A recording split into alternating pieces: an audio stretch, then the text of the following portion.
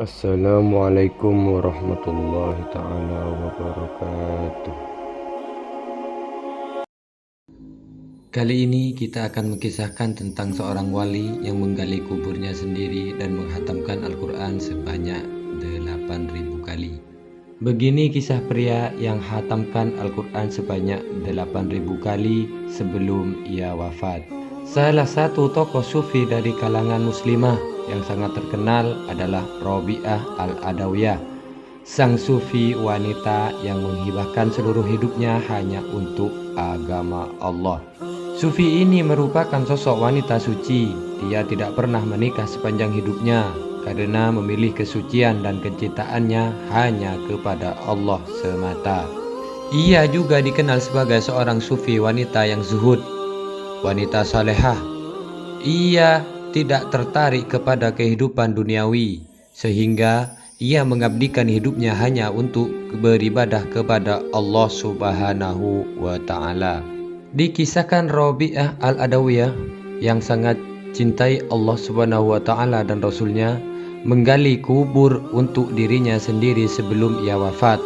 Kemudian dia memperindah kubur itu dengan membacakan Al-Quran setiap hari di dalamnya hingga mencapai 7.000 kali hatam Al-Quran. Kisah Rabi'ah yang menghatamkan Al-Quran ribuan kali ini pun menjadi inspirasi bagi Al-Habib Ahmad bin Muhdar. Saat masih muda sekitar umur 7 tahun beliau sudah hafal Al-Quran.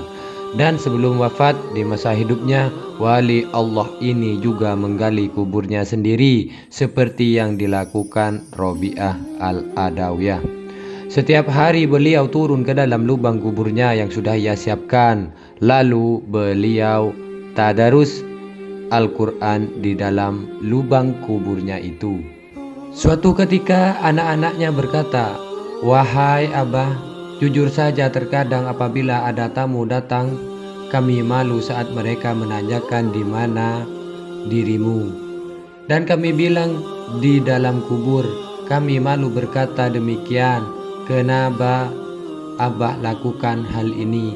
Beliau pun menjawab, "Wahai anakku, aku malu dengan Sayyidah Rabi'ah yang setiap hari membaca Al-Quran, sehingga tatkala wafat dia telah hatam di dalam lubang kuburnya sebanyak 7.000 kali. Dia seorang wanita, sedangkan saya laki-laki, dan saya belum membaca seorang laki-laki yang melakukan hal ini. Maka saya ingin berlomba-lomba dalam hal yang semacam ini. Saya tidak mau kalah dengan seorang wanita," sahutnya. Akhirnya setelah selesai 7.000 kali ia membaca Al-Quran di dalam kuburnya, beliau berkata kepada anak-anaknya, "Alhamdulillah sudah selesai 7.000 kali hatam." Kemudian anaknya menjawab, "Kalau begitu sudah selesai dong?" Beliau mengatakan, "Belum. Masa kita sebagai laki-laki harus sama dengan perempuan, padahal perempuan ada ujungnya atau bulannya. Kita sebagai laki-laki paling tidak lebihkan sedikit sampai 8.000 kali hatam Al-Quran." Dan pada akhirnya Al-Habib Ahmad bin Muhammad Al-Muhdar pun berhasil menghatamkan Al-Quran sebanyak 8.000 kali di dalam kubur yang beliau gali sendiri. Kejadian ini berbanding terbalik dengan kondisi kita saat ini yang senantiasa berlomba-lomba membangun dan memperindah rumah masa depan yang hanya akan kita tinggalkan pada akhirnya. Sedangkan mereka sudah mempersiapkan kuburnya sebelum wafat. Sebagaimana dengan kita saat ini, apakah kita masih saja berlomba-lomba membangun dan memperindah rumah yang akan ditinggalkan? Bukan berarti tidak boleh kita membangun rumah di dunia, namun yang harus kita lakukan adalah memikirkan kehidupan kita di dunia dengan memperbaiki hal-hal yang sebelumnya tidak baik. Hal itu adalah modal untuk kehidupan masa depan kita di akhirat kelak.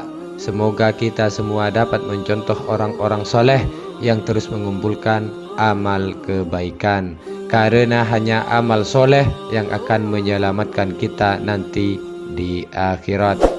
Sampai di sini kisah untuk kali ini. Kurang lebihnya kami mohon maaf. Akhiran wallahul muwaffiq ila aqwamit thoriq. Assalamualaikum warahmatullahi taala wabarakatuh.